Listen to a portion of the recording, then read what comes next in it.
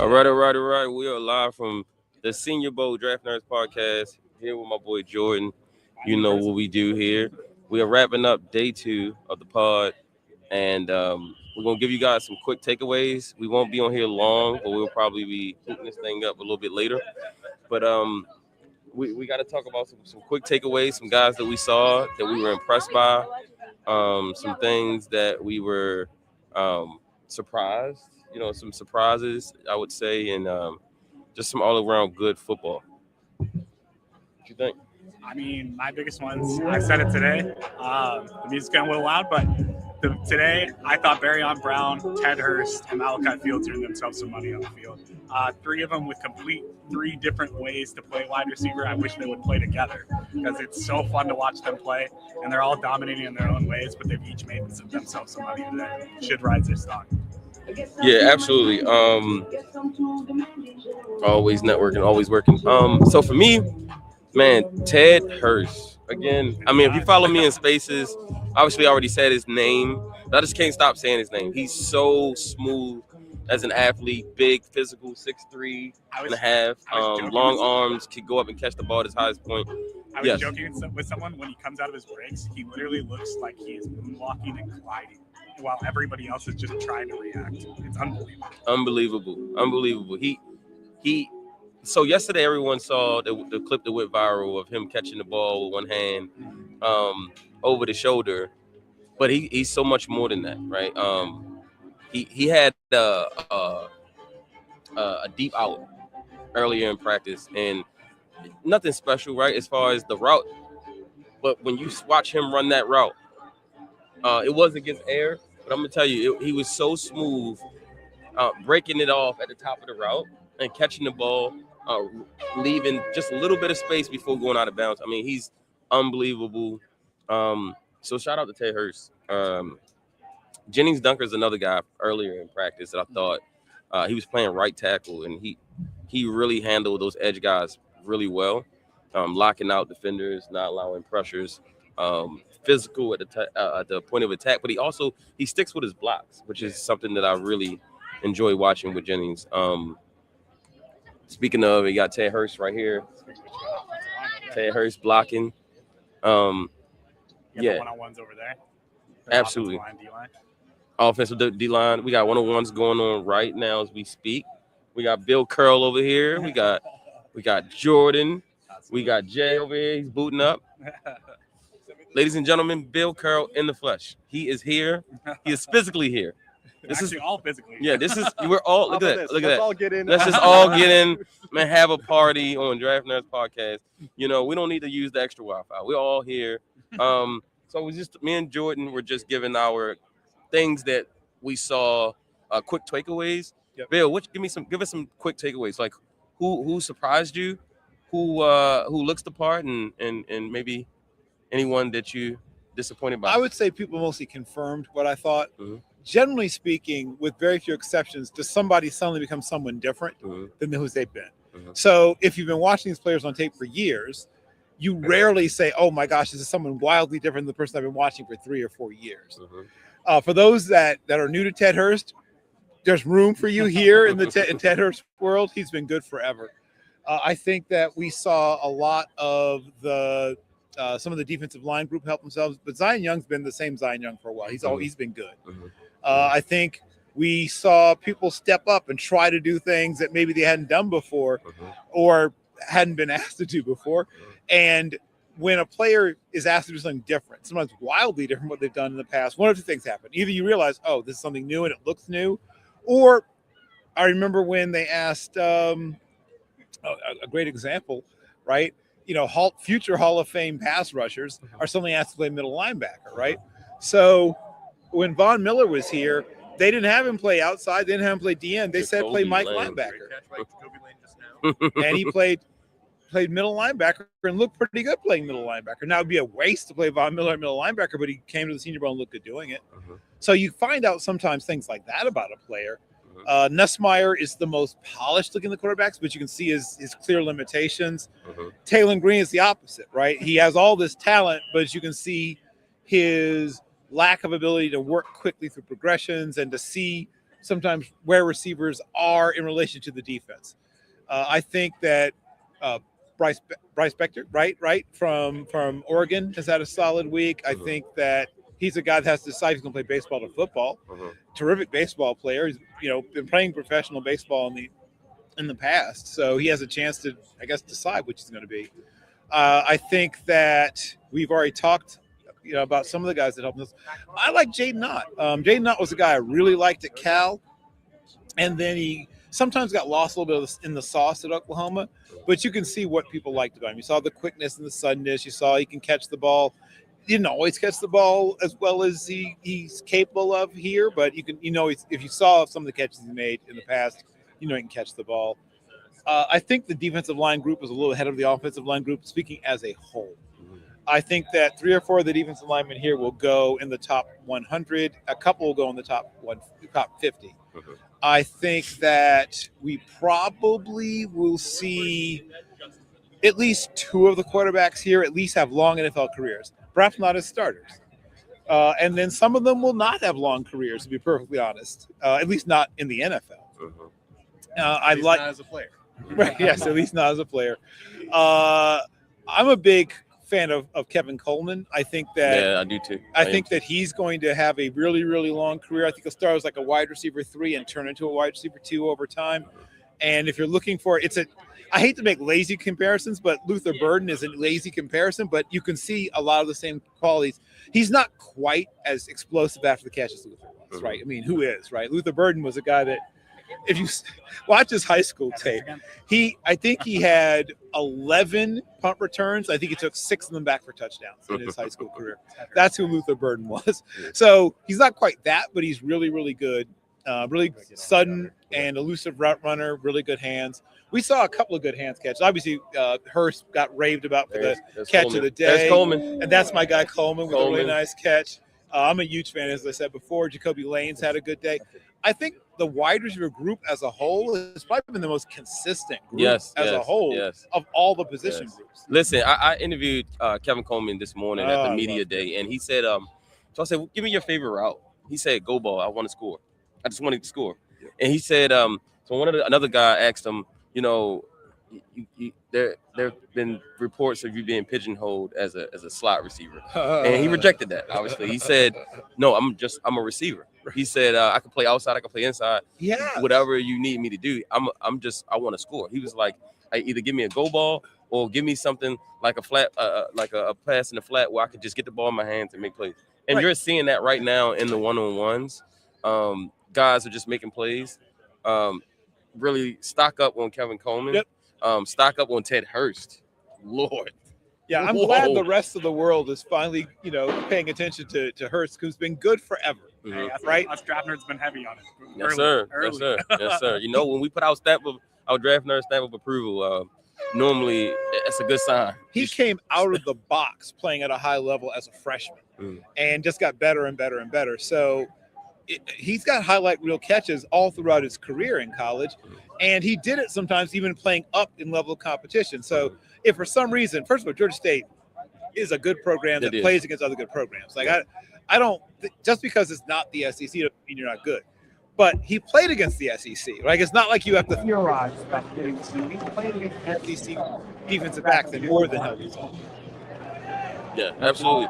So as you can see, Jay just popped in. We're in close proximity, so we may be getting a little bit of lag here. But Jay, give us some of your quick takeaways. What did you see out here as day 2 is wrapping up? Well, as Bill hit the nail on the head, this offensive line is not up to snuff compared to the defensive line in terms of talent levels. The edges in particular have done a very, very good job at beating these tackles off the line, especially getting on the outside shoulder or even crashing inside with a nice chop or rip move. It has been an uncomfortable day if you were a quarterback passing. The good news is no one's tackling the quarterbacks right now. Otherwise, though, this would have been a tremendously high sack day or hit day. Thankfully, we don't want to injure players in all-star games, so no more punishment for a lot of these guys. A lot of slow releases out there as well, which was a little concerning. Nussmeier, like he said, definitely the most polished of this class, or at least at the Senior Bowl in terms of very quick releases comparative to quite a few of these guys here. Pretty accurate with the ball. Still might not have all the tools you're looking for in a starting NFL quarterback, but certainly something that you can work with. We did also get to see some things that, like you said, let's go into specifics of what guys did that we did not see them do on tape previously. One thing, Gennings Dunker, he is now shifting basically all over the line. Even got some plays in center. Had a little bit of issue with some of his snaps, but I think that's more of an experience issue rather than an inability to do it. Kalen Black from Indiana, the Hoosiers, I have to give a shout out to him. Black has had a very good day. He had a very good day, and he also started to get a little more receiving usage. He was getting some stuff out of the backfield.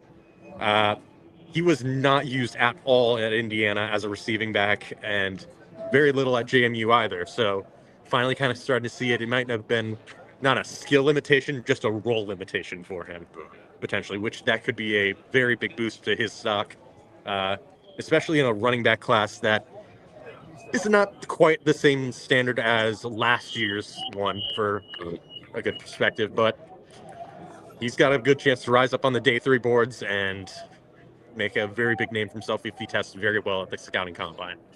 Absolutely. Some other guys, I know Colton Hood had some of the biggest pass breakups on both one-on-ones and in group settings, so he had a very nice day. Dixon out of North Carolina, he had kind of up and down. He had one very, very impressive pass breakup, but then on a one-on-one, he got stacked vertically and got very, very little contest on a attempt. It was a large amount of separation down the field for a easy touchdown. I believe it was Coleman, if I'm remembering correctly, but I'll have to go back on the film for that. But ultimately, it's been a very impressive day for the defenses in particular, but some offensive players had some good stuff. So, like in the first session, the tight ends did very, very well. Tight ends did well. All right, so Jordan, as you can see on the screen, the Charm City player Brandon says Danny Dennis Sutton has been getting a lot of recognition recently. That's one of your guys, so I'm gonna let you pontificate about Mr. Danny Dennis Sutton. So what I love about Danny Dennis Sutton is there's a phrase that he's a dog, right? But this guy is like legitimately a dog. Like I am telling you, like they were like he was my favorite interview of the weekend. They asked him like where he wants to play. He said if they put me at T tackle, T end, outside linebacker, inside linebacker, wherever they put me, I want to be. And that's kind of like his big thought process. One thing that people don't talk about enough is that he led the nation in blocks. So like block punts. He blocked a ton of punts. He's really excited to play special teams. It's not just something where he is like, yeah, I'll play special teams. He's like ecstatic to play special teams, which is such a different demeanor from most players. I thought he earned himself some money as well this weekend. He interviewed well from what I've heard, but also like on top of that, he's made a pretty big impact on the field as well. Very easy to see as well. He sticks out. Absolutely. Danny Dennis Sutton definitely earned himself some cash this week so far. And I mean, Penn State continues to churn out these pass rushers, and he's another one on a long list of guys. Let's do some last remarks this session. As they're wrapping up, right now we're in 11-on-11 period. Again, we just saw some one-on-ones, which are always exciting.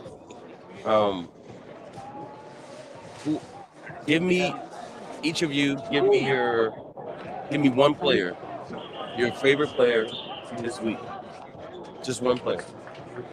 Is it? And it can't be Danny Dennis Sutton. You got to get me another one. So it can't be Ted Hurst for anyone. Okay. All right. So Bill, give me one. So since I gave you Coleman already, I'll go to Mr. Black that was mentioned earlier by Jay. He showed that he could be third down back, or he could be maybe not full on bell cow, but he's a guy who showed he can run between the tackles both in college and here. So there is enough there, both from his tape here and, of course, what he did throughout his collegiate career, to show people that he's a back that can play all three downs. You know, he might not take all the snaps, but he showed he can play all three downs. I think he's helping himself this week. What you got? For me, I mean, everybody knows my voice, so I'll name one that I haven't talked about a lot on the podcast. Cage Casey's having a really nice weekend. Yes. And on top of that, he's been like, I have multiple videos where he checks my face, like I saw him with DJ Parker. He's having a really nice week. He's also playing in 3 different positions. He's really excited to. They told him that he's playing left tackle, right tackle, and he's been playing left guard during this Senior Bowl. So it's really interesting to see how his development's going. If you look at a lot of the offensive linemen in general, you'll see that a lot of them are trying to guard. Jennings Dunker as well. Like Jennings Dunker is also working out of guard. So it's been interesting to watch. For me, I'm going to go with Lee Hunter. Since these practices have started, Lee Hunter has stood out. Being able to split double teams, showing the strength at the point of attack to stop the run, and even showed off a little pass rush for the big man. So shout out to Lee Hunter. I was very impressed with what I saw from him, not only yesterday but also today as well. So Lee Hunter, stock up for me. Jay, who's one person that you want to give a stock up to? Ooh. There's been quite a few really good guys during these practices, but I'm gonna have to say Jacob Rodriguez. In case didn't know his playmaking ability, it was very apparent so far in these practices, constantly getting right in the right spot. Strong forced fumble again in Senior Bowl practices. I think he got an interception as well, both yesterday and now today. So always around the ball, fighting through contact, doing a great job of kind of like avoiding blockers and kind of dipping around them or just like outright beating them to the spots on the outside for runs. Very, very impressive for him. We'll see where he lands, but man, he is definitely making a strong case for day 2 consideration, despite, the lack of size, the lack of length. He's just an absolute playmaker in the truest sense of the word of this class. So gotta appreciate a guy who can flip the field for the offense. Absolutely. Okay. All right. Well, that's it for us right now, the Draft Nerds. We are still here at the Senior Bowl watching the end of practice. So keep it locked. Make sure you guys follow us on YouTube at Draft Nerds and follow us, all of us, individually on X, because you will see a lot of interviews and highlights that we'll be posting from this week. Bill Carroll, you got Jordan, you got Jay. You know where to find us. So keep it locked with us because we got a lot of content coming your way. And that horn you heard is, yes, that is the wrap up of practice. So until next time, peace. What you